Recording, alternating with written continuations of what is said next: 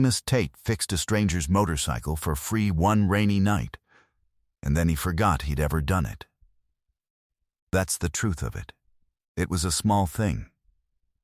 A broken-down bike, a soaked kid, a shop that was already closed. Amos brought him in out of the rain, fixed the machine, fed him a bowl of soup, and sent him back out into the night. And by the next morning it had fallen out of his mind entirely, the way small kindnesses do. He did not think about that night again for 11 years. 11 years later, a letter arrived at Tate's garage. It came on the exact week that Amos Tate had decided his life was over, not in the way that frightens you, but in the quieter, sadder way, the way a man decides when he is 71 and alone, and has concluded that everything worth doing is behind him. The papers to sell the shop were sitting on the counter, half signed. And then the mail came, and in it was an envelope in a handwriting he didn't recognize, from a name he didn't know, and Amos Tate opened it standing at that same counter. And what was inside it changed everything. Because it turned out that the smallest night of Amos Tate's life had been the largest night of somebody else's, and he'd had no idea. He'd had no idea for 11 years. This is a story about the strangest and most merciful thing I know about being alive, that we are almost never able to see the true size of our own small kindnesses, and that once in a great while, if we're very lucky, a letter comes and shows us. There is a garage on a dead stretch of old Route 9, a 2-bay cinder-block shop with a hand-painted sign, and for 50 years it was the whole life of a man named Amos Tate. This is the story of the night that life mattered more than he ever knew, and the letter that finally told him so.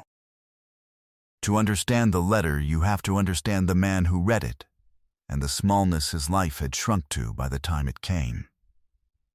Amos Tate had been a mechanic for 52 years. He'd opened Tate's Garage in 1974 on a good stretch of highway, back when Route 9 was the only way through, and everybody who broke down between two cities broke down near enough to his door that his light was the first thing they saw. He was a gifted man with an engine. He could diagnose a knock by ear from across the lot. He was honest in a trade not famous for it. He'd tell you when you didn't need the repair, which cost him money and earned him 50 years of people who trusted him. For most of those years, he was not alone. Elaine ran the front of the shop, the books and the phone and the coffee pot, for 46 years of marriage. And she had a way with the stranded and the frightened and the broke that was worth more to the business than Amos's hands ever were. People came for the mechanic and stayed loyal for his wife. They had no children. It hadn't happened for them, and they'd made their peace with it long ago and poured what they had into the people who came through the door. The garage was the marriage, and the marriage was the garage. And for 4 decades it was a full, good, unremarkable life, which is the best kind there is. Then, 2 things happened, close together, the way the hard things always seem to come. The state finished the new interstate, 8 miles north, and old Route 9 died. Not all at once. Just quietly, over a couple of years, the traffic drained away to the new road, and the stranded travelers who had been Amos's whole business started breaking down somewhere else, near somebody else's light. The shop went from busy to slow, to empty. Amos held on the way you hold on to a thing you love, past the point where it makes sense, because letting go of the shop felt like letting go of the life. And then Elaine got sick and fought it for 2 years, and 3 years ago, she died. After that, the garage was just a building. Amos opened it every morning out of habit and sat in it and fixed the occasional car for the few old customers who still made the drive out of loyalty, and closed it every night and went home to a house that was too quiet. And he did that for 3 years, while the thing that had been his life slowly stopped being anything at all. By this spring, Amos Tate was 71, alone, running a business with no customers on a highway, with no traffic. And he had reached the conclusion that a lot of people reach near the end and are usually too polite to say out loud that his life had been small, and now it was over, and that when he was gone there would be nothing to show he'd been here at all. 52 years of fixing other people's cars. A wife in the ground. A shop about to be sold to a man who was going to knock it down for the land. Amos did not feel sorry for himself, exactly. He just felt finished. He felt like a story that had already been told, waiting for someone to close the book. The developer's papers had been on his counter for a week. He'd signed the first page. He hadn't been able to make himself sign the rest. Not out of hope. Just out of the tiredness of a man saying goodbye to the only thing he'd ever been. That was the man the letter was addressed to. You have to hold that picture in your mind. The empty shop, the half-signed papers, the finished man, to understand what the letter did. Now go back 11 years, to the rainy night. It was a Tuesday in March, near midnight, and it was pouring. One of those cold spring rains that come down in sheets and turn the world to noise. The shop had been closed for 2 hours.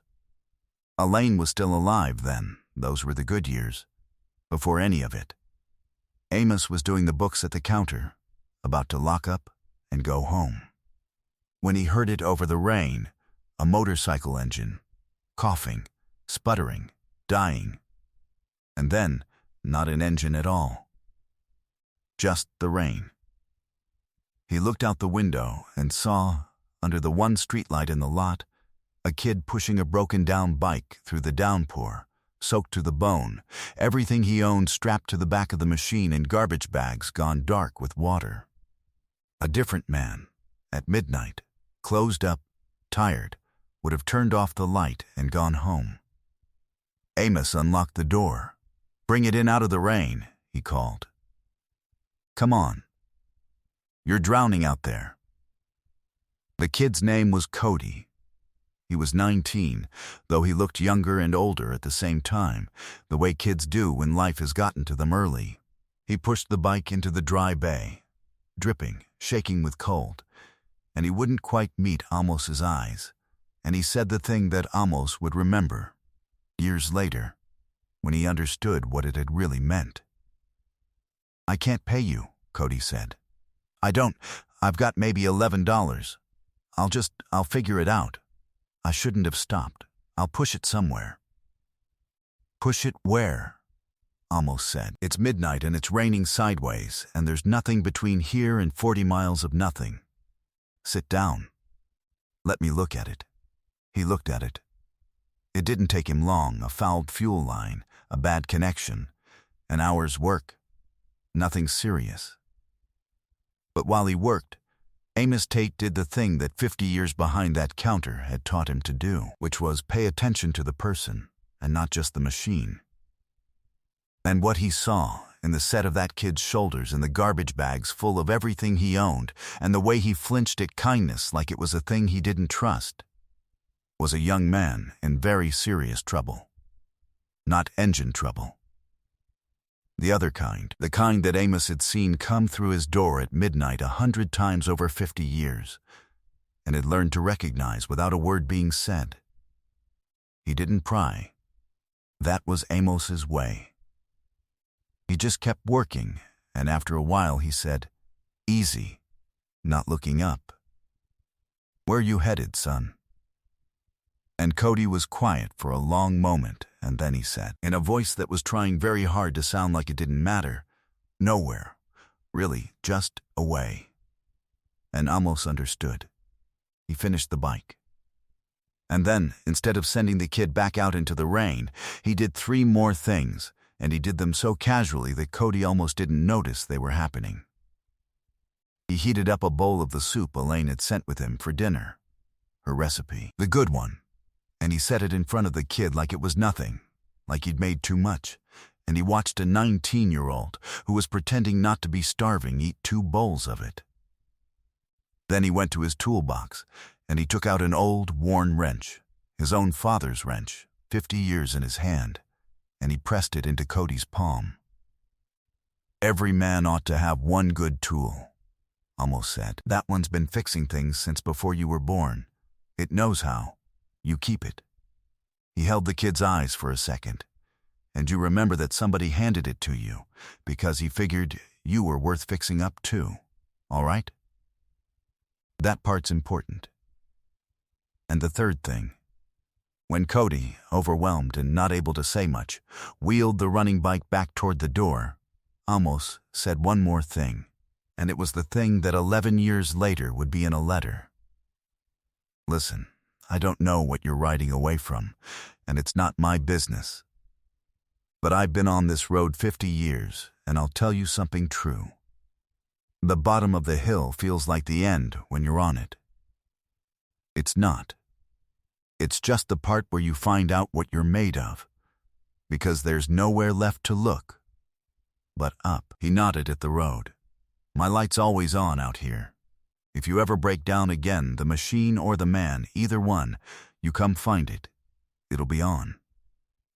Then Cody rode off into the rain, and Amos locked up and went home to Elaine and told her he'd been late because of a kid with a bad fuel line, and by morning he had forgotten the whole thing. He did not know that Cody Whitaker had ridden out of that lot a different person than the one who'd ridden in.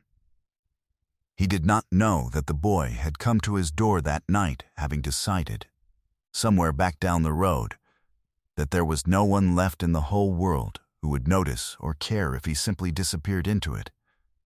His father dead that winter, his mother's new house with no room in it for him. Kicked loose at 19, with everything he owned in garbage bags, and nowhere on earth that wanted him. He did not know that away had meant giving up. And he did not know that a stranger unlocking a door at midnight, and a bowl of soup, and a wrench, and the words, "somebody figured you," were worth fixing up too. Had walked into that decision and quietly, completely, turned it around. Amos didn't know any of that. He just fixed a bike for free and went home. That's the whole point of the story, really. He didn't know. 11 years is a long time. In those 11 years, the interstate killed Route 9, and Elaine got sick and died, and Amos got old and alone, and the shop emptied out, and the developer came with his papers, and Amos Tate slowly turned into the finished man at the counter we started with.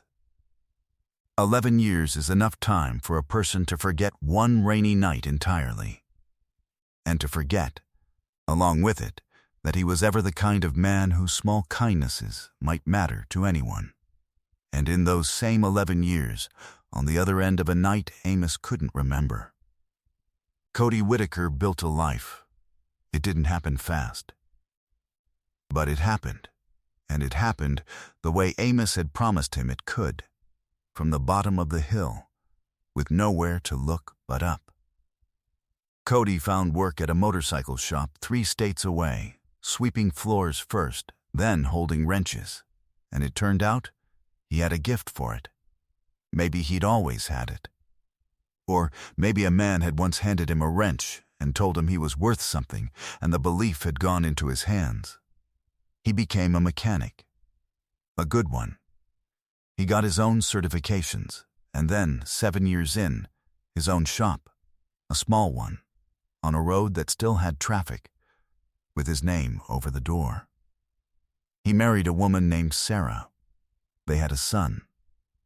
And Cody Whitaker named that boy Amos. He'd been trying to find the old man for 11 years. That was the thing Amos would learn from the letter that undid him. Cody had been trying all that time to find the mechanic who saved him. But he'd been a 19-year-old kid in the rain, running on empty, and he hadn't known the name of the town, or even really the road. All he had was Tate, from the sign, and a stretch of dark old highway somewhere in a state he'd been passing through, and 11 years of dead ends. He'd searched for years. He'd nearly given up. And then, that spring, he found it. An old listing for Tate's Garage on a dead road called Route 9, run by a man named Amos Tate. Cody sat in his own shop and looked at the screen and cried. And then he got out a piece of paper. And he wrote the letter he'd been writing in his head for 11 years. It arrived at Tate's Garage the same week the developer's papers sat half-signed on the counter. The same week Amos Tate had decided his life was small and finished, and it never mattered to anyone. Amos opened it standing at the counter, next to the papers. He didn't recognize the name on the envelope. He almost set it aside. But he opened it, and he read it, and somewhere in the first paragraph his hands began to shake, and he had to put one of them flat on the counter to steady himself, and by the end he had lowered himself onto the stool that had been Elaine's, and he was weeping the way a man weeps when something he was certain of turns out to have been wrong in the most important possible way. I won't read you the whole letter, but I'll tell you the shape of it.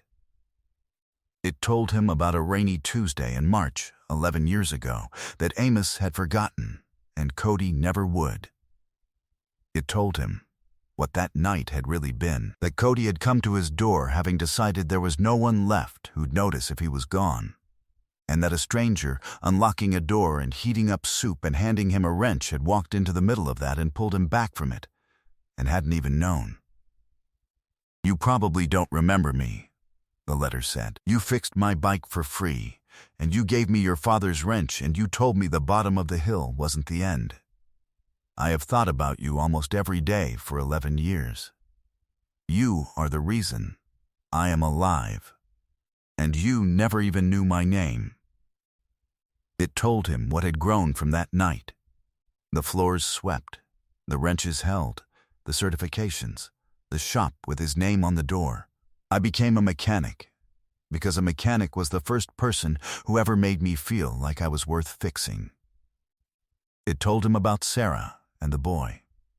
We named him Amos. I hope that's all right.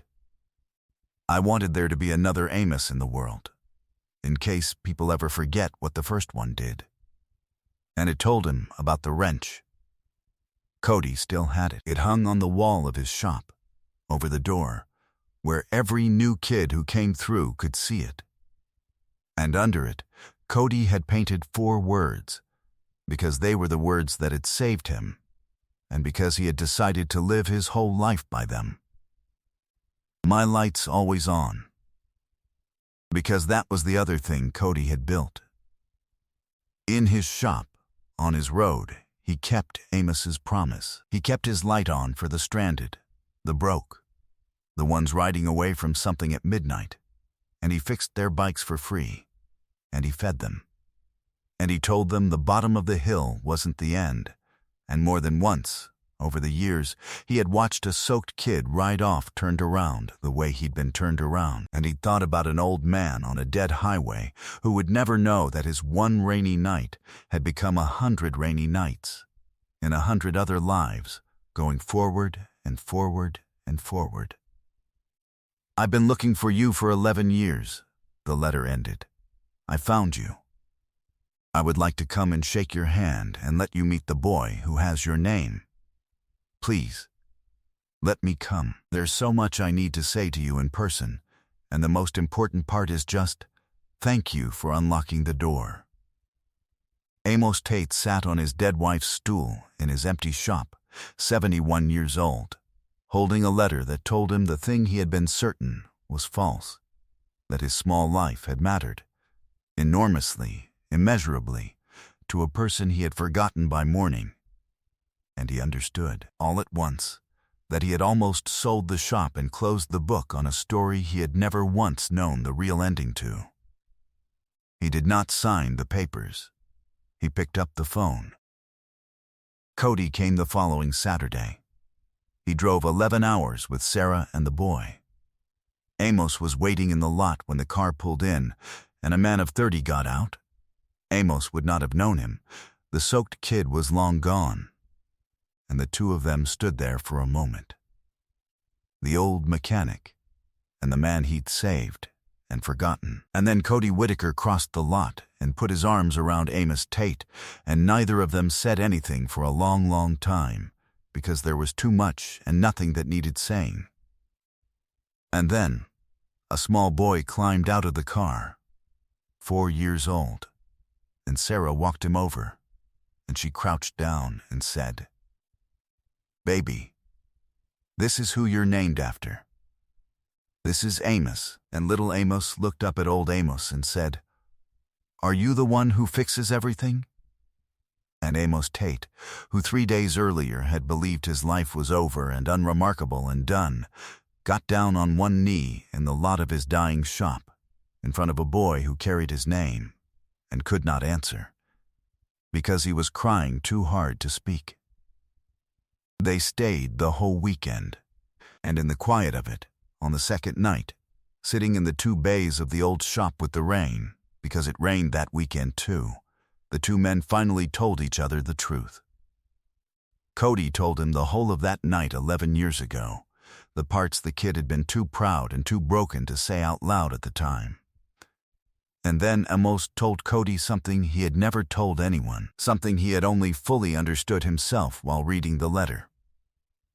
That night, Amos said slowly, wasn't just your bottom of the hill. Business was already dying. Elaine and I, we were scared that year about the road, about what was coming. And I remember, that night, before you rode up, sitting at that counter thinking, what's the point of keeping this light on? Nobody comes down this road anymore. Nobody needs an old man in a garage in the middle of nowhere. He shook his head. And then you rode up. And I fixed your bike. And I forgot about it. But I think that was the last night I really believed the light was worth keeping on. And it turns out it was the most important night of both our lives, and I spent 11 years thinking it never happened. He looked at the younger man. You've been out there this whole time being proof that my life meant something, and I've been sitting here about to sell the building, sure that it didn't. Both of us. The same night. We saved each other's whole lives, and neither one of us knew.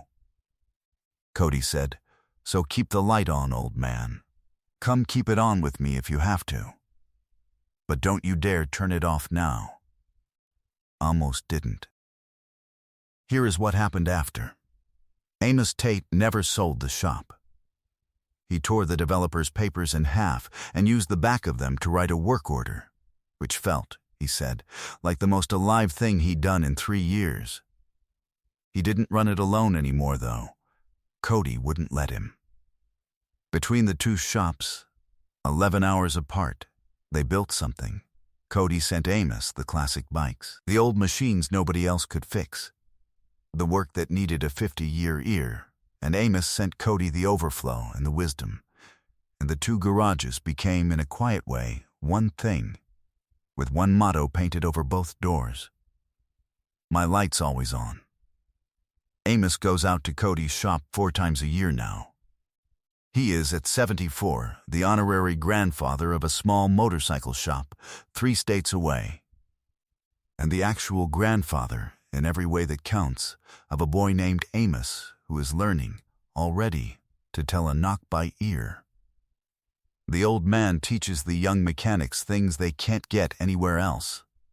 They call him Pop. He fixes things. He is not finished. He was never finished. He just lost the letter that would have told him so, and then it came. The wrench still hangs over Cody's door. There's a second one over Amos's now. Cody found an old one and hung it up, so that both shops have the tool and the words, and so that every stranded, broke, riding away from something kid who comes through either door at midnight sees the same thing. Proof that a stranger once decided they were worth fixing up. And there have been so many of those kids now. That's the thing that Amos holds on to hardest. Because Cody kept the light on for 11 years. And Amos is keeping his on again. And all those turned-around kids will keep their own lights on someday. and not one of them will ever be able to count how far it goes. One rainy Tuesday. One broken fuel line. One bowl of soup, and a line going forward through the dark that has no end that anyone will ever see. That's the part I keep coming back to. I've told this story a number of times, and people always want to talk about the letter. The timing of it, arriving the very week he'd given up, the miracle of it finding him after 11 years. And it is a kind of miracle. I won't pretend the timing isn't the thing that makes you gasp. But that's not the part that stays with me. The part that stays with me is the 11 years before the letter. All that time when Amos Tate had already done the most important thing he would ever do, and had no idea. He'd saved a boy's life. He'd sent a light forward into the dark that would touch 100 other lives he'd never meet. It was already true. It was true the whole time he was sitting in his empty shop believing his life was small and pointless. The good was already done, and its size was already enormous, and he could not see 1 inch of it, because the good we do lands in other people, out of our sight, and stays there, and we almost never get to find out. That's the thing nobody tells you. You cannot measure your own life from the inside. You have no way to see the real weight of your small kindnesses, because they don't happen in you, they happen in other people, in rooms you'll never enter. Years down a road you can't see. Amos was sure his life added up to nothing, and he was as wrong as a person can be, and the only reason he ever found out was a letter that very nearly didn't come. Here's what I want you to sit with. Most people never get the letter. Amos almost didn't. And that means most of the good you have done in your life, the door you unlocked, the kid you fed, the thing you said that someone has carried for a decade, most of it you will never hear about. It landed. It mattered. It's out there right now, going forward through the dark in someone you've forgotten. You just don't get the letter. So you have to decide to believe it without the letter. That's the whole trick of not giving up on your own life. You have to trust that the light you kept on the nights you were sure it was pointless, was reaching further than you could see. Because it was. I promise you it was. Amos Tate's letter is proof that it was. Proof for all the people who'll never get one of their own. Your life is almost certainly worth far more than you can see from where you're standing. You'll probably never get the letter that proves it. Believe it anyway. And keep your light on. This story is a work of fiction. Amos and Elaine Tate, Cody and Sarah Whitaker, and every place and event in it were created for this narration. Any resemblance to real people or events is coincidental. If a stranger was ever kind to you on a night you needed it, someone who unlocked a door, or fed you, or said the one thing that turned you around, tell me about them in the comments. Say what they did. Somewhere out there they may be wondering if it mattered. Let this be a place where we tell them it did. And if you're a person who's been keeping a light on for a long time, quietly, sure that nobody notices, this one's for you. It's reaching further than you can see. It always was. If you want more stories told this way, slowly, and with respect for everyone in them, subscribe, and I'll have the next one ready for you. Take care of each other. I'll see you in the next one.